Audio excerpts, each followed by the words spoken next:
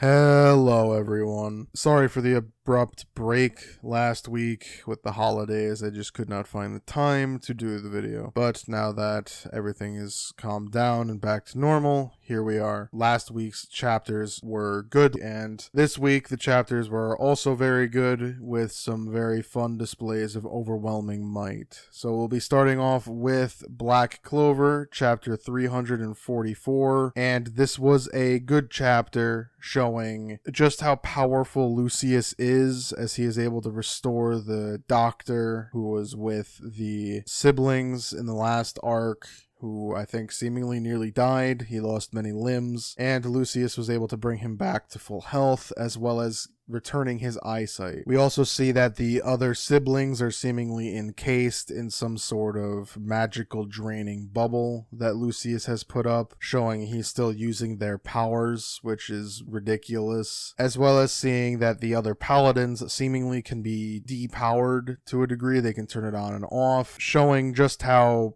strong this corruption is, as we see Sister Lily back in her usual form while still being very much loyal and under the command of Lucius. So I wonder what Asta's gonna have to do to save them, if he can, because this feels like a pretty permanent corruption of Sister Lily and everyone else who becomes a paladin. We then see that Lucius orders Sister Lily to take a bunch of paladins and go stop the Land of the Sun, destroy them so that they don't affect world peace that Lucius is on the cusp of bringing to the world. And then we see that they arrive at the Land of the Sun and unleash the five-headed dragon that Yami's ancestors had sealed away in the Black Sea. We then see the Ryozen 7, 5 of them, are waiting for the dragon, and we're going to see that major clash as we see then the other two members of the 7 training Asta. So overall, I think I'll give this chapter a B. It was good seeing the different schemes going on, from Lucius preparing something, needing more experiments done, as well as his seeming godlike power, to then showing just how powerful the paladins are and how unthreatened the Ryozen 7 are at facing an ancient threat, even just 5 of them, as well as seeing the seeming might of just one of them, the strongest of the 7, training Asta, as Asta looks very much depleted from just a quick session of fighting. So it will be interesting to see in the coming weeks what happens here, if the paladins join in with the 5-headed dragon to stop the 5 members of the 7 that are currently there defending the Land of the Sun, and eventually Asta and the 2 remaining members join in late to turn the tables or something. There's a lot of intrigue here, as well as what is going to happen. I'm also curious if we're going to see other nations, other lands and countries join this battle as a kind of quick glimpse into the rest of the world, something akin to the last holdouts holdout in the Clover Kingdom, and they all originate from different parts of the world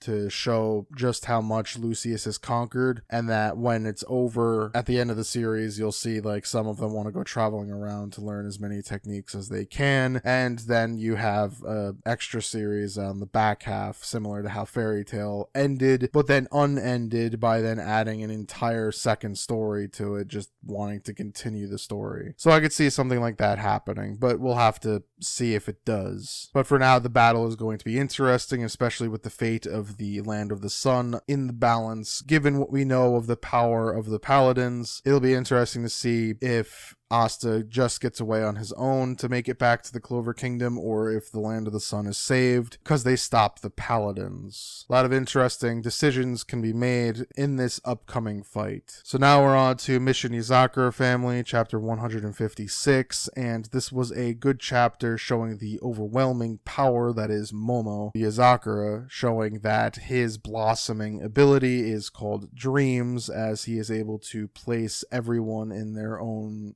independent dream that they want to keep them complicit in his wants. So all of the rest of the Yozakura family are stuck, brainwashed to his will, and we see that Teo is the only one that is even slightly able to resist it thanks to his blossoming, I guess. The fact that he has the original's blood, he is able to resist to a degree, but because of Momo's sheer amount of cunning and his ability to worm his way into everyone's mind causes Teo to hesitate for but a moment so that he can slip back in and force his blossoming to work on Teo. Having it that then Teo is still trying to resist, but Momo is too strong until the eldest brother arrives, showing that for whatever reason he is also able to resist Momo. Now Momo said if you are touched by one of his cherry blossoms, his blossoming will work on you. I imagine the eldest brother has some way to avoid the cherry blossoms, and that is why he is perfectly unbrainwashed. But he is able to save Teo, and it's probably going to be the two of them versus Momo, and we'll see if Momo escapes or not. So overall, I think I'll give this chapter a B. It was good seeing just how powerful Momo is and how far ahead he is compared to the main character, as well as seeing that the eldest brother is also on this separate plane of power,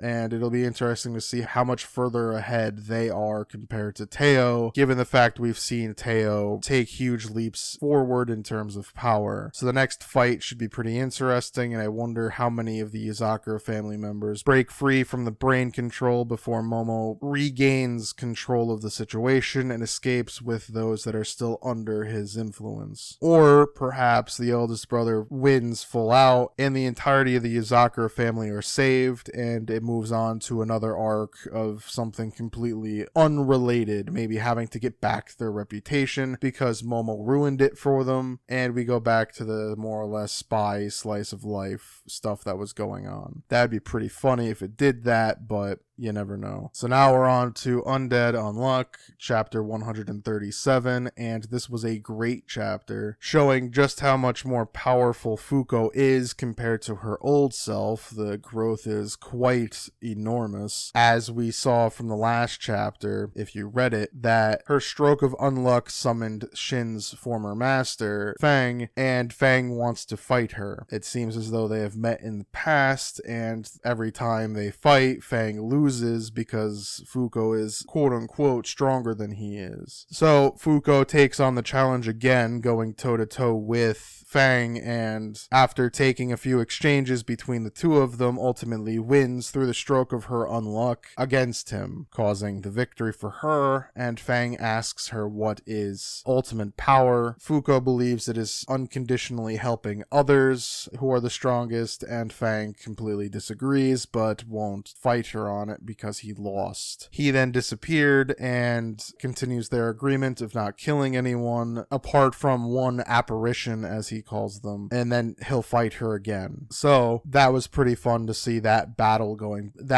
happening. Seeing Fuko win was even more fun, showing that she is very powerful and very much on her own tier of strength compared to before. We then see that Gina does in fact join the Union, as at the end of the chapter, Fuko goes back to the Stonehenge, pretty much, where she had buried Apocalypse, and it looks like they're going to start questing, which is very interesting and fun, seeing as how now we're getting into the real preparation for the end of the series. I imagine this is going to go on for a while. They're going to need all the members back, as well as completing quests to gain rewards and artifacts. So it'll be interesting what the next 50 years bring, as they're only in 70 something. So it'll be interesting to see how much of this we actually see, or if it jumps around. So overall, I think I'll give this chapter an A. I don't know if I said that already, but this was a great chapter showing the growth of Fuko, as well as the fact that we're moving on to the pivotal part of this saga, the gaining quests and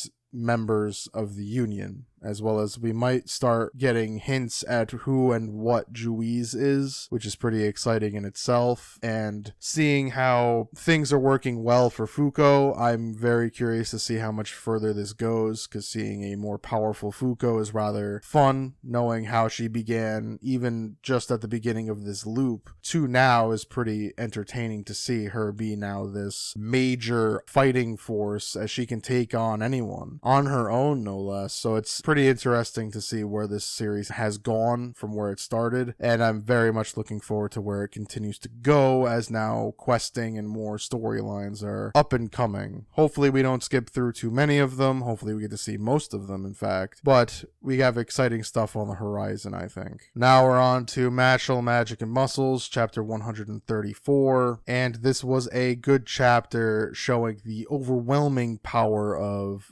Doom as Ryo continues to fight as best he can, with even some help from Order stalling just enough to allow Ryo to hit his third, which is the strongest attack from the strongest living magic user. But Doom, unleashing 80% of his power, is able to deflect the attack and injure Ryo, putting an end to the battle that seemed so close for so long, and ultimately allowing Doom to decide no one is left worth fighting and is planning to kill everyone now. So that was pretty interesting to see that Ryo could not work up his magic high enough. Perhaps the injury to his arm because he protected Finn caused his power to not be able to elevate, I don't know, but he was not able to continue to evolve enough to defeat Doom, as Doom still has not released all of his power. It'll be interesting to see if Mash is able to do that and still win, as we see that the others are still turning the key and rapidly reviving Mash, and so Mash will arrive probably within the nick of time to save everyone. So overall, I think I'll give this chapter a B. It was good to see the fight come to a conclusion, as well as just to see the overwhelming power of Doom once again causing doubt as to whether or not the good guys can win. The battle itself was good, seeing Ryo, while still hurt, able to hold his own for the majority of the time, ultimately trying to get the one last big win, as he had to charge up basically all of his magical power to use his thirds, but ultimately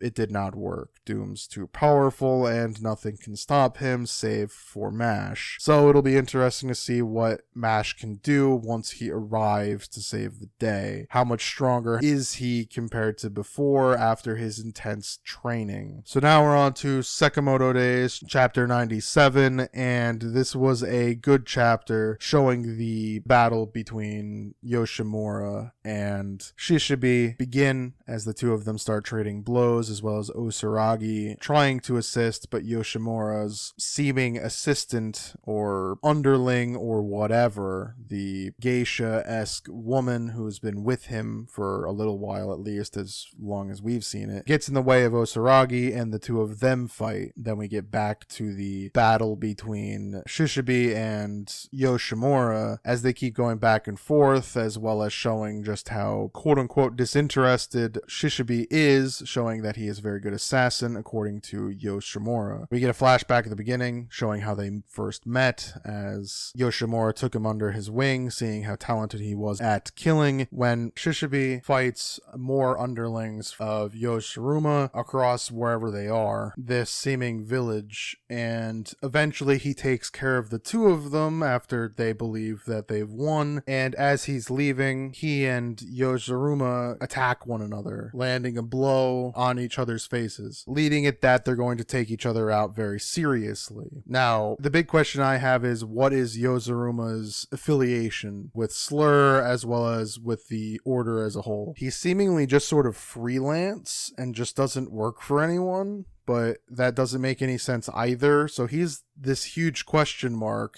as I don't know who he's affiliated with. So overall, I think I'll give this chapter a B. It was good seeing this clash of masters going one-on-one for the most part, as Osaragi and Yosaruma's assistant are off battling across the town as well, on a completely different area from Shishibe and Yosaruma. So we have two different battles here, and seeing all of these top tier assassins fighting one another and ultimately causing a lot of destruction is pretty entertaining to watch. Like I said, the big question is what is Yosaruma's affiliation, as well as seeing from, I believe it was the last chapter, the fact that the order won't handle failure of Shishibe anymore means that this is the probable last fight of Shishibe's quote-unquote career, and it'll be interesting to see how he handles that if he fails. So the fighting itself was pretty excellent, and I look forward to seeing what happens here, if Shishibe wins or if Yoshiruma wins. So that was all of the chapters. It was a pretty good week, especially for showing off overwhelming might, as Black Clover showed it with the Paladins and Lucius. Mission Yozakura family showed it in Momo, being able to overwhelm just about everyone. Undead Unluck showed Fuko and how overwhelmingly powerful she has become in her some 200 years of growth. Mashle had Doom overwhelm just about everyone and is preparing to show even more overwhelming might unless the world is saved. And Sakamoto Days showed just the overwhelming might of the top tier assassins in the world they inhabit. So again, interesting stuff all around. A very good week of major chapters. So now we're on to everything else, and My Hero was fine. Jujutsu Kaisen was fine. Blue Box was fine. Elusive Samurai was good, as we continue to see if the good guys' plan to get rid of the weird horse individual